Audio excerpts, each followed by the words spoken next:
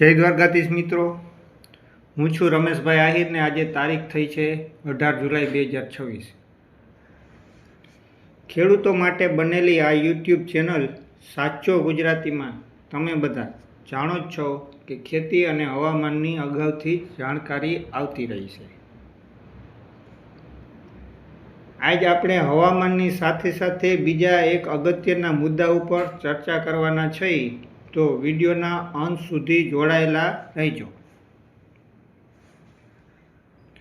પહેલાં વાત કરીએ હવામાનની, તો સ્થિતિ એવી છે કે કચ્છ, રાજસ્થાન અને પાકિસ્તાન આ ત્રણેયની જ્યાં બોર્ડર છે, એટલે કે સૌરાષ્ટ્રની ઉત્તર દિશામાં એક અપર એર સાયક્લોનિક સર્ક્યુલેશન છે કે જે સમુદ્ર સપાટીથી લગભગ 3.1 કિલોમીટરની ઊંચાઈ પર છે અને છેલ્લા 3-4 દિવસથી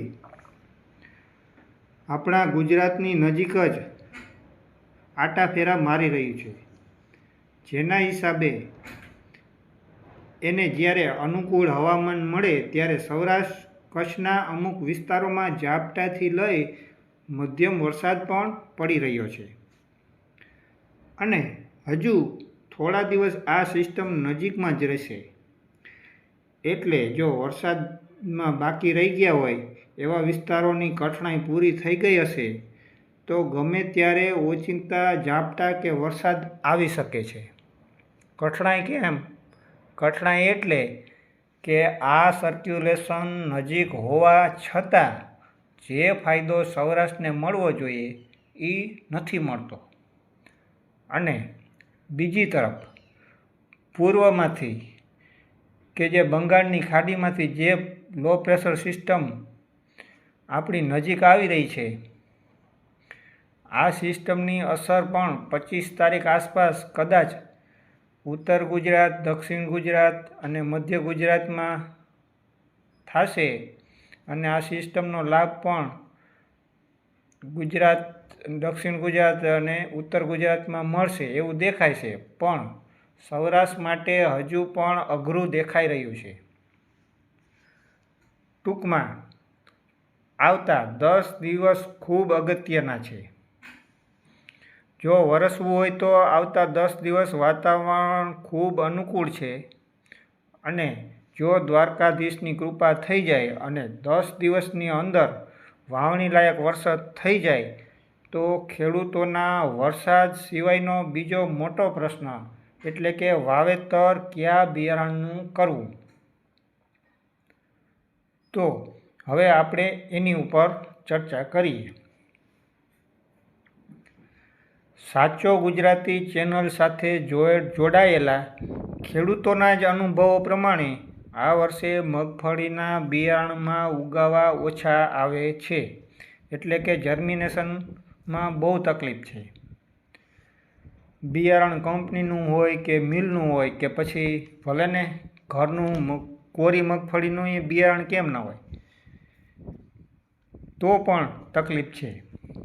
માટે સૌ પ્રથમ તો હજુ સમય છે, આપણે બધાએ 100 દાણા વાવી એટલે કે લાણીને જોઈ લેવું જોઈએ।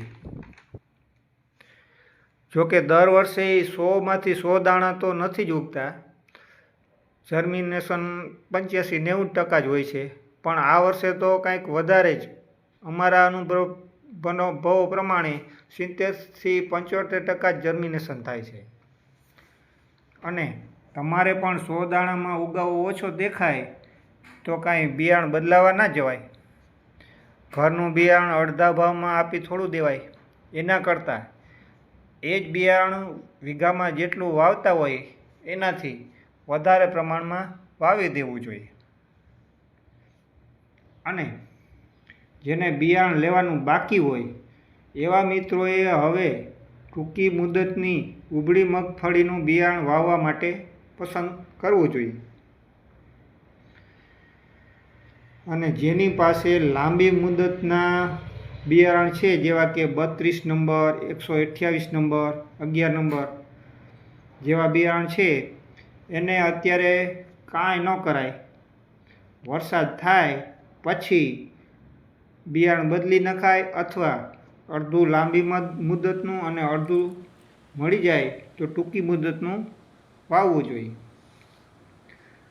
બાકી 20 અને 22 નંબર જેવા અને ગિરનારને લગતા મધ્યમ મુદતના બિયારણમાં તો અમારી ગણતરીએ વાવવામાં હજુ કંઈ બહુ વાંધો નથી.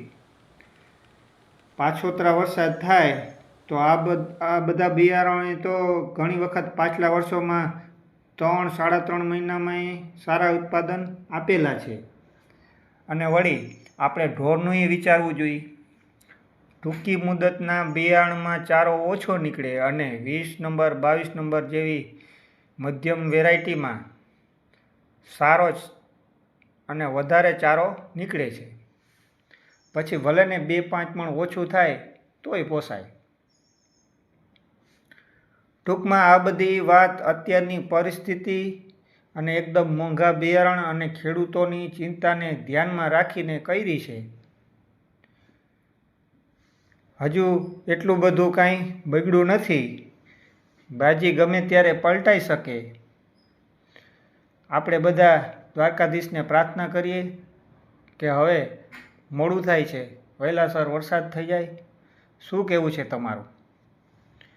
વિડીયો સારો લાગ્યો હોય એ લોકો સબસ્ક્રાઈબ કરી નાખજો, લાઈક કરજો, શેર કરજો અને કોમેન્ટ કરજો પાછા. જય દ્વારકાધીશ.